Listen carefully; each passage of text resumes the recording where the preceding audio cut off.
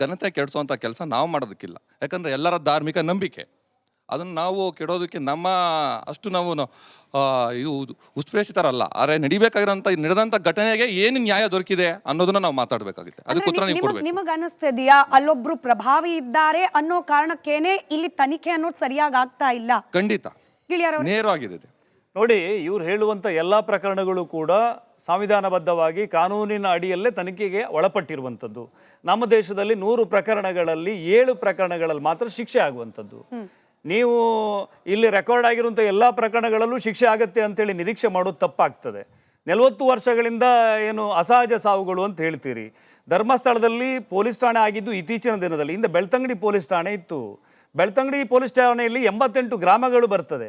88 ಗ್ರಾಮಗಳಲ್ಲಿ ಆಗುವಂಥ ಅಸಹಜ ಸಾವುಗಳ ಪ್ರಕರಣವನ್ನು ಧರ್ಮಸ್ಥಳದಲ್ಲಿ ಆದ ಅಸಹಜ ಸಾವುಗಳ ಪ್ರಕರಣ ಎನ್ನುವಂತೆ ಬಿಂಬಿಸಿದವರು ಯಾರು?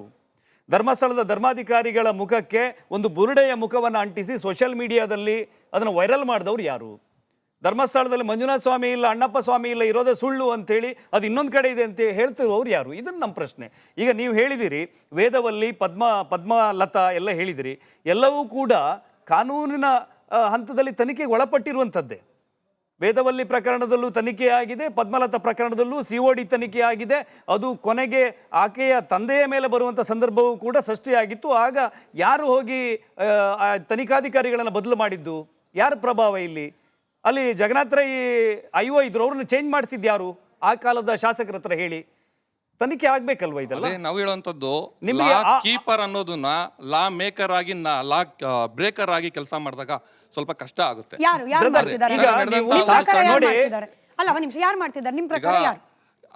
ಈಗ ರಾಜಕೀಯ ಅಲ್ಲಿ ಒಳಗೆ ಇದೆ ಅಂತಂದ್ರೆ, ಪೊಲೀಸ್ ಅಧಿಕಾರಿ ಒಳನೋಟ ಇದೆ, COD ಬಂದು ಕೆಲಸ ಮಾಡಿದೆ ಅಂತಂದ್ರೆ ಅವ್ರ ಪ್ರಭಾವ ಇರೋರು ಯಾರು?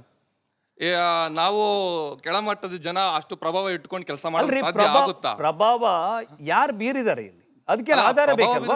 ಈ ದೇಶದಲ್ಲಿ ನೋಡಿ, ಮುಖ್ಯಮಂತ್ರಿ ಆಗಿದ್ದವ್ರು ಜೈಲಿಗೆ ಹೋಗಿದ್ದಾರೆ ಈ ರಾಜ್ಯದಲ್ಲಿ. ಹೌದು ಹೌದು. ಸಾವಿರಾರು ಕೋಟಿ ಶ್ರೀಮಂತರು ಕೂಡ ಜೈಲು ಊಟ ಮಾಡ್ತಾ ಇದ್ದಾರೆ. ಹೌದು. ಯಾರ ಪ್ರಭಾವ ನಡೀತಿದೆ ಇಲ್ಲಿ? ಅದೇ ಸಾಕ್ಷಿ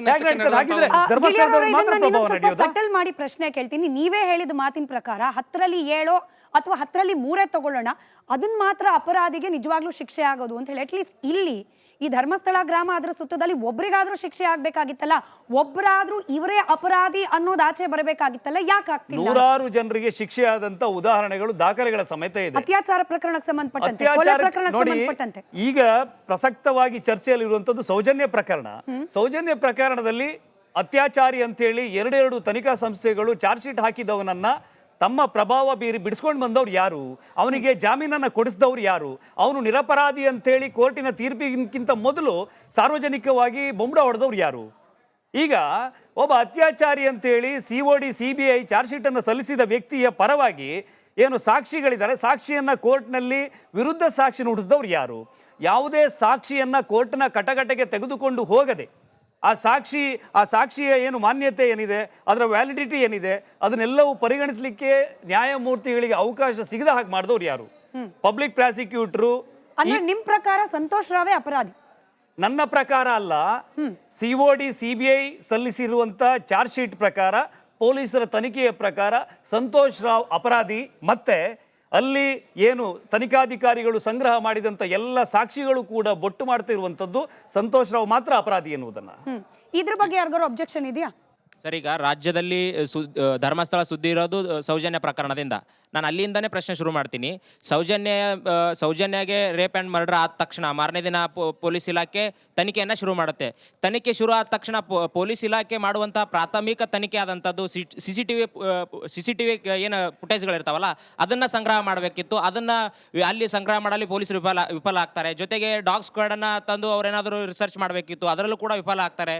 ಜೊತೆಗೆ ಸಿಕ್ಕಂಥ ಡಾಕ್ಟರ್ ಕೊಟ್ಟಂಥ ಸ್ಪರ್ಮ್ಗಳನ್ನು ಕೂಡ ಲ್ಯಾಬ್ ಕಳಿಸಿ ಅದನ್ನು ರಿಪೋರ್ಟ್ ತರಿಸ್ಕೊಳ್ಳಿ ಅಂತ ಹೇಳಿದ ಸಂದರ್ಭದಲ್ಲಿ ಕೂಡ ಪೊಲೀಸ್ ಇಲಾಖೆ 72 ಗಂಟೆಯಲ್ಲಿ ಕಳಿಸ್ಬೇಕಾಗಿದ್ದನ್ನು 12 ದಿನಗಳ ಕಾಲ ಇಟ್ಕೊಂಡು ಕಳಿಸ್ತೆ. ಇಂಥ ಪೂರ್ತಿ ಧರ್ಮಸ್ಥಳದಲ್ಲಿ ಸುದ್ದಿ ಇರುವಂಥ ವಿಷಯವನ್ನು 12 ದಿನಗಳ ಕಾಲ ಪೊಲೀಸ್ ಇಲಾಖೆ ತಮ್ಮ ಹತ್ರ ಲ್ಯಾಬ್ ಕಳಿಸಬೇಕಾಗಿರುವಂಥ ಸ್ಪರ್ಮ್ನ ಇಟ್ಕೊಂಡು ಕೊಡ್ತಾರೆ. ಅಂದರೆ ಇಲ್ಲಿ ಪ್ರಾಥಮಿಕ ತನಿಖೆ ನಡೀಬೇಕಂತ ಸಂದರ್ಭಗಳಲ್ಲಿ ಪೊಲೀಸ್ ಇಲಾಖೆ ಮೇಲೆ ಮತ್ತು ಅಧಿಕಾರಿಗಳ ಮೇಲೆ ಒತ್ತಡ ಆಗಿರಲ್ಲ ಅಂತ ನೀವು ಹೆಂಗೆ ಹೇಳ್ತೀರಾ ಸರ್? ನೋಡಿ, ಒತ್ತಡ ಆಗಿಲ್ಲ ಅಂತೇಳಿ ಹೇಳೋದಕ್ಕಿಂತ ಮುಖ್ಯವಾಗಿ ನಾನು ಹೇಳೋದು, ಈ ಸಂದರ್ಭದಲ್ಲಿ ಆರಂಭಿಕ ಹಂತದಲ್ಲಿ ಸರಿಯಾದ ರೀತಿಯಲ್ಲಿ ತನಿಖೆ ಆಗಲಿಲ್ಲ. ಪೊಲೀಸ್ ತನಿಖೆ ಅದನ್ನು ನಾನು ಒಪ್ಕೊಳ್ತೀನಿ ಈಗಲೂ ಕೂಡ. ಯಾಕಂದರೆ ಪೋಸ್ಟ್ಮಾರ್ಟಮ್ ಅಲ್ಲಿ ಆಗಬೇಕಾದದ್ದು KMC ಯಲ್ಲಿ ಅಥವಾ KS ಹೆಗ್ಡೆ ಮೆಡಿಕಲ್ ಕಾಲೇಜ್ನಲ್ಲಿ ಸರಿಯಾಗಿ ಪೋಸ್ಟ್ಮಾರ್ಟಮ್ ಆಗಿದ್ರೆ ಇವತ್ತು ನಾವೆಲ್ಲ ಇಲ್ಲಿ ಕೂತ್ಕೊಂಡು ಚರ್ಚೆ ಮಾಡುವಂಥ ಪರಿಸ್ಥಿತಿ ಬರ್ತಿರಲಿಲ್ಲ. ಒಬ್ಬ PSI ಇದ್ದರು. ಆ ಸಂದರ್ಭದಲ್ಲಿ ಧರ್ಮಸ್ಥಳದಲ್ಲಿ ಮರುದಿನ ಒಬ್ಬ ಅಪರಾಧಿ ಅಂತೇಳಿ ಒಬ್ಬ ವ್ಯಕ್ತಿಯನ್ನು ಬಂಧನ ಮಾಡಿದ ನಂತರ ಇಡೀ ಧರ್ಮಸ್ಥಳ ಬೆಳ್ತಂಗಡಿ ತಾಲೂಕಿನಲ್ಲಿ ಪ್ರತಿಭಟನೆಗಳು ಶುರುವಾಗ್ತದೆ. ಒಬ್ಬ PSI ಅದನ್ನೆಲ್ಲ ಕಂಟ್ರೋಲ್ ಮಾಡಲಿಕ್ಕೆ ಅವರಿಗೆ ಸಾಧ್ಯ ಆಗೋದಿಲ್ಲ. ಒಂದು ಕಡೆ ಇಡೀ ಲಾ ಆ್ಯಂಡ್ ಆರ್ಡರ್ ಸಿಸ್ಟಮ್ ಪೂರ್ತಿ ಈ ಏನು ಉದ್ವಿಗ್ನಗೊಂಡಂಥ ವ್ಯವಸ್ಥೆಯನ್ನು ಸರಿ ಮಾಡೋದ್ರಲ್ಲೇ ಇನ್ವಾಲ್ವ್ ಆಗುತ್ತೆ. ತನಿಖೆ ಆ ಕಾರಣಕ್ಕೆ ಆರಂಭಿಕ ಹಂತದಲ್ಲಿ ಜಾಡು ತಪ್ಪಿದೆ. ಮತ್ತು ಪೋಸ್ಟ್ಮಾರ್ಟಮ್ ಮಾಡಿದಂಥ ಡಾಕ್ಟ್ರು ಕೂಡ ಸರಿಯಾದ ಕ್ರಮದಲ್ಲಿ ಪೋಸ್ಟ್ಮಾರ್ಟಮ್ ಮಾಡಿಲ್ಲ. ಸಾಕ್ಷಿಯನ್ನು ಸರಿಯಾದ ರೀತಿಯಲ್ಲಿ ಸಂಗ್ರಹಿಸಬೇಕಾದವರು ವೈದ್ಯಾಧಿಕಾರಿಗಳು, ಅದನ್ನು ತಲುಪಿಸಬೇಕಾದವರು ಪೊಲೀಸ್ ಅಧಿಕಾರಿಗಳು. ಈ ಸಾಕ್ಷಿಯನ್ನು ಏನು ಇಡೀ ರಾತ್ರಿ ಆ ಹುಡುಗಿಯ ದೇಹ ಮಳೆಯ ನಡುವೆ ಕಾಡಿನ ಪ್ರದೇಶದಲ್ಲಿ ಬಿದ್ದಿರೋ ಕಾರಣಕ್ಕೆ ಅದು ಆಲ್ರೆಡಿ ಫಂಗಸ್ ಆಗಿತ್ತು. ಅದನ್ನು ಪ್ರಾಪರ್ ಆಗಿ ಅದನ್ನು ಸಂಗ್ರಹ ಮಾಡಿ ಲ್ಯಾಬ್ ಟೆಸ್ಟ್ಗೆ ಕಳಿಸ್ಬೇಕಿತ್ತು. ಈ ಪ್ರಕರಣದಲ್ಲಿ ಹಾಗಾಗಲಿಲ್ಲ. ಹಾಗಂತೇಳಿ ಯಾರಾದರೂ ಪ್ರಭಾವ ಬೀರಿ ಹೀಗೆ ಒಬ್ಬ ಪೊಲೀಸ್ ಅಧಿಕಾರಿಯ ನಿರ್ಲಕ್ಷ್ಯಕ್ಕೆ ಅವನಿಗೇನು ಶಿಕ್ಷೆಯನ್ನು ಕೊಡಬೇಕು, ಕಾನೂನು ಪ್ರಕಾರ ಅದನ್ನು ಕೊಡಬೇಕು. ಒಬ್ಬ ಪೊಲೀಸ್ ಅಧಿಕಾರಿ ನಿರ್ಲಕ್ಷ್ಯ ಮಾಡಿದ ಅಂತ ಹೇಳಿದ್ರೆ ಆ ಊರಿನಲ್ಲಿರುವಂಥ ದೊಡ್ಡ ಮನೆಯವರು ಅಥವಾ ಆ ಊರಿನಲ್ಲಿರುವಂಥ ಪ್ರಮುಖರೇ ಕಾರಣ ಅಂತ ಹೇಳಕ್ಕಾಗತ್ತೆ? ಅನುಮಾನ ಬರೋದೇ ಇಲ್ಲಲ್ವಾ ಅಂತ ಹೇಳಿ ಪೊಲೀಸರು ಸುಖ ಸುಮ್ಮನೆ ನಿರ್ಲಕ್ಷ್ಯ ಮಾಡ್ಬಿಡ್ತಾರಾ? ಯಾರ್ದು ಒತ್ತಡ ಇಲ್ಲದೆ ಹೋದ್ರೆ ಒಂದು ರೇಪ್ ಅಂಡ್ ಮರ್ಡರ್ ಅಂತಹ ಹೀನಸ್ ಕ್ರೈಮ್ ನಲ್ಲಿ ಈ ಮಟ್ಟಿಗೆ ನಿರ್ಲಕ್ಷ್ಯ ತೋರಿಸ್ತಾರ ಪೊಲೀಸರು? ಇದು ಪ್ರಶ್ನೆ ಹುಟ್ಟತಾ ಇರೋದು ಪೊಲೀಸ್ ಇಲಾಖೆಯ ಮೊರಾಲಿಟಿ ಮೇಲೆ. ವಸಂತ್ ಗಿಳಿಯಾರ್ ಅವರೇ, ಒತ್ತಡ ಇಲ್ಲದೆ ಹೋದ್ರೆ ಈ ಮಟ್ಟಿಗೆ ನೆಗ್ಲಿಜೆನ್ಸ್ ಸಾಧ್ಯನಾ ಪೊಲೀಸ್ ಇಲಾಖೆ ಅಂತ? ಈಗ ಸಹಜವಾಗಿ ನಮ್ಮ ಪ್ರಶ್ನೆ ಏನು ಅಂತ ಹೇಳಿದ್ರೆ, ಒಬ್ಬ ಯಾವುದೋ ನಿರಪರಾಧಿಯನ್ನ ಅಪರಾಧಿ ಅಂತ ಮಾಡೋದಾಗಿದ್ರೆ ಈ ರೀತಿ ಎಲ್ಲ ಸಾಕ್ಷಿ ನಾಶ ಮಾಡಬೇಕಾದ ಅಗತ್ಯ ಇರಲಿಲ್ಲ.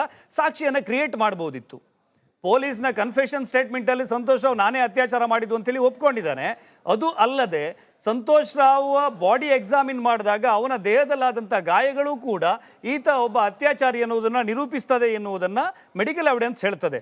ಮೊದಲ ಹಂತದಲ್ಲಿ ತನಿಖೆ, ಪೊಲೀಸ್ ತನಿಖೆಯಲ್ಲಿ, ವೈದ್ಯಕೀಯ ತನಿಖೆಯಲ್ಲಿ ವ್ಯತ್ಯಾಸಗಳಾಗಿವೆ ಅಂತ ನಾನು ಹೇಳ್ತೀನಿ. ಆದರೆ ಎರಡನೇ ಹಂತದ ಅದಕ್ಕೋಸ್ಕರನೇ ಅಲ್ವಾ COD ಕೊಟ್ಟಿರೋದು, ಅದಕ್ಕೋಸ್ಕರನೇ ಅಲ್ವಾ CBI ಬಂದಿರೋದು. CBI COD ಅವರು ಮಾಡಿದಂಥ ತನಿಖೆಯಲ್ಲಿ ಪೂರಕವಾದಂಥ ಸಾಕ್ಷಿಗಳಿದ್ದಾಗಲೂ ಕೂಡ ಹೇಗೆ ಸಂತೋಷ್ ರಾವ್ ಬಚಾವಾಗಲಿಕ್ಕೆ ಕಾರಣ ಆಗ್ತಾರೆ ಇವರು?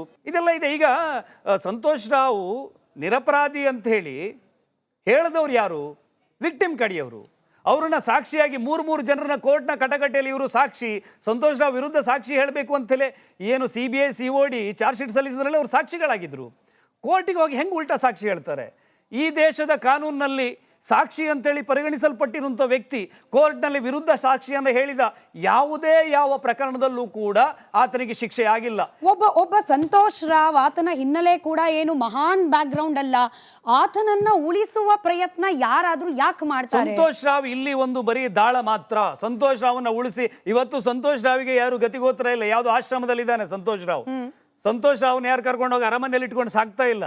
ಸಂತೋಷ್ ರಾವ್ ಇದರಲ್ಲಿ ನಿರಪರಾಧಿ ಅಂಥೇಳಿ ಅಥವಾ ಈ ಪ್ರಕರಣದಿಂದ ಸಂತೋಷ್ ರಾವ್ ಹೊರಗೆ ಬಂದ್ರೆ ಈ ಪ್ರಕರಣದ ಏನು ಆರೋಪವನ್ನ ಇವರು ಟಾರ್ಗೆಟ್ ಮಾಡ್ತಾ ಇಲ್ಲಿರೋ ಆಡಿಯನ್ಸ್ ನ ಕೇಳ್ತೀನಿ. ಸಂತೋಷ್ ರಾವ್ನನ್ನ ಧರ್ಮಸ್ಥಳ ಕ್ಷೇತ್ರದ ವಿರುದ್ಧವಾಗಿ ಒಂದು ಪಾನ್ ಕಾರ್ಡ್ ರೀತಿಯಲ್ಲಿ ಬಳಕೆ ಮಾಡ್ಕೊಳ್ಳಲಾಗಿದೆ ಅನ್ನೋದು ಗಿಳಿಯಾರ್ ಅವ್ರ ವಾದ. ಒಪ್ತೀರಾ ಅದನ್ನ? ಖಂಡಿತವಾಗಿಯೂ ನಾವು ಇದನ್ನು ಒಪ್ಪಲೇಬೇಕು. ಈಗ ಹಾಗೆ ಹೇಳಿದೆ, ಒಬ್ಬ ಕಾನೂನಿನ ವಿದ್ಯಾರ್ಥಿಯಾಗಿ ಈ ಕೇಸನ್ನು ಒಂದು ಸ್ಟಡಿ ಮೆಟೀರಿಯಲ್ ಆಗಿ ನಾವು ತಗೊಂಡ್ರೆ, ಸೊ IO ಏನು ಪ್ರಾಥಮಿಕವಾಗಿ ತನಿಖೆ ಮಾಡಬೇಕಾದ್ರೆ ನ್ಯಾಚುರಲ್ ಕೆಲವು ಕೆಲಾಮಿಟೀಸ್ ಇಂದಾನೆ ಮಳೆ ಬಂದಿದೆ ಅಥವಾ ಈಗ ಫಾರ್ ಎಕ್ಸಾಂಪಲ್ ಹೇಳ್ತೀನಿ, ಈಗ ಇಂಗ್ಲೆಂಡ್ ಮತ್ತು ಇಂಡಿಯಾ ಟೆಸ್ಟ್ ಮ್ಯಾಚೇ ತಗೊಳ್ಳೋಣ. Shubman Gill is a captain. ಅವನಿಗೆ ಪ್ರೆಷರ್ ಇರುತ್ತೆ ಹೋಗಿ ಆಡಬೇಕಾದ್ರೆ. ಈಗ ಲಾಸ್ಟ್ ಟೆಸ್ಟ್ 196 ಟಾರ್ಗೆಟ್ ಇತ್ತು, ಉಳಿಸ್ಕೊಳ್ಬೇಕು ಅಂತ ಇರುತ್ತೆ. ಹಾಗಂತೇಳಿ ಶುಭ್ಮನ್ ಗಿಲ್ ಆಡಲಿಲ್ಲ ಅಂತಂದರೆ ತೊಗೊಂಡೋಗಿ ಕೋಚ್ ಮೇಲೆ ಅದನ್ನು ಹಾಕೋದಕ್ಕಾಗಲ್ಲ. ಅವತ್ತಿನ ದಿನದಲ್ಲಿ ಅವನ ಮೇಲೆ ಪ್ರೆಷರ್ ಇರುತ್ತೆ. ಸೊ ಅಲ್ಲಿ ಜನಗಳು ಪ್ರತಿಭಟನೆ ಮಾಡ್ತಾಯಿದ್ರು. ಅವತ್ತು ಅವ್ರನ್ನ ಕಂಟ್ರೋಲ್ ಮಾಡೋದ, ಈ ಕಡೆಯಿಂದ ಗೃಹ ಸಚಿವರಿಂದ ಕಾಲ್ ಬರ್ತಾ ಇರುತ್ತೆ, ಈ ಕಡೆಯಿಂದ DGIGಯಿಂದ ಕಾಲ್ ಬರ್ತಾ ಇರುತ್ತೆ. ಈಗ ನಾರ್ಮಲ್ ಆಗಿ ನೀವೇ ನಿಂತ್ಕೊಂಡ್ರು ಅದನ್ನು ಹ್ಯಾಂಡಲ್ ಮಾಡೋದಕ್ಕಾಗಲ್ಲ. ನಾನು ಎಲ್ಲಿ ಫೋಕಸ್ ಮಾಡಬೇಕು? ನಾರ್ಮಲ್ ಹ್ಯೂಮನ್ ಬೀಯಿಂಗ್ ಆದ್ವಿ ಅಥವಾ ಯಾರ್ಯಾರಿ ಟ್ರೈನ್ಡ್ ಅವ್ರಿಗೆ ಆಗಲ್ಲ. ಮಾತ್ರಕ್ಕೆ ಒಂದು ಅನ್ಯಾಯಕ್ಕೊಳಗಾದ ಒಂದು ಹೆಣ್ಮಗಳಿಗೆ, ಆಕೆ ಕುಟುಂಬಕ್ಕೆ ನಾನು ಬೇರೆ ಪ್ರೆಷರ್ ಅಲ್ಲಿ ಇದ್ದೆ ಹಾಗಾಗಿ ಹಿಂಗ ಅನ್ಯಾಯ ಆಯ್ತು, ಅದನ್ನು ಒಂದು ರೀತಿಯಾಗಿ ನಾವು ತಗೊಳ್ಬೋದಲ್ಲ. ಈಗ ಏನ್ ವಾದನ ಡಿಫೆಂಡ್ ಮಾಡ್ತಾ ಇದ್ದೀರಾ ನೀವು, ಹಾಗಾಗಿರ್ಬೋದು ಅಂದನ ಇದನ್ನ ಎಕ್ಸೆಪ್ಟ್ ಮಾಡಿ ಅನ್ನೋದು ನಮ್ಮ ವಾದ. ಇದು ಆಗಿರ್ಬೋದಲ್ಲ. ಆಮೇಲೆ ಇದಕ್ಕೆ ಇನ್ನೂ ಒಂದು ನಾನು ಸೇರಿಸ್ಕೊಂಡು ಹೇಳ್ತೀನಿ. ಇದಾದ್ಮೇಲೆ CID ತನಿಖೆ ಬಂತು, CBI ತನಿಖೆ ಬಂತು. ಡಾಕ್ಟರ್ ರೂಪಾಲಿ ಅವರು ಫೊರೆನ್ಸಿಕ್ ಸೈಕಾಲಜಿಕಲ್ ಎಕ್ಸಾಮ್ ಮಾಡ್ತಾರೆ, ಅದನ್ನ ಕೋರ್ಟಿಗೆ ಸಬ್ಮಿಟ್ ಮಾಡ್ತಾರೆ. ಫ್ರೇಮಿಂಗ್ ಆಫ್ ಚಾರ್ಜ್ ಶೀಟ್ಸ್ ಅಂತ ಎರಡು ಏನು ಕೋರ್ಟ್ ಹಾಲಲ್ಲಿ ಆಗಬೇಕಾದ್ರೆ ಪಬ್ಲಿಕ್ ಪ್ರಾಸಿಕ್ಯೂಟರ್ ಪ್ರೆಸೆಂಟ್ ಇಲ್ಲ. You may go into ಈ court services, you can check. Main ಇರೋದೇ ಫ್ರೇಮಿಂಗ್ ಚಾರ್ಜ್ ಶೀಟ್ ಆಗಬೇಕಾದ್ರೆ PPನೇ ಪ್ರೆಸೆಂಟ್ ಇಲ್ಲ ಅಂದ್ರೆ ಕೋರ್ಟಿಗೆ ಯಾರು ಹೇಳ್ತಾರೆ? ಈಗ ಒಂದು ಸ್ಕೂಲಲ್ಲಿ ಎಕ್ಸಾಮ್ ಬರೀಬೇಕು ಅಂದ್ರೆ ಅದನ್ನ ಇವ್ಯಾಲ್ಯೂಯೇಷನ್ ಮಾಡಾದ್ಮೇಲೆ ಹೇಳ್ತಾರೆ. ಹೋಗ್ತೀನಿ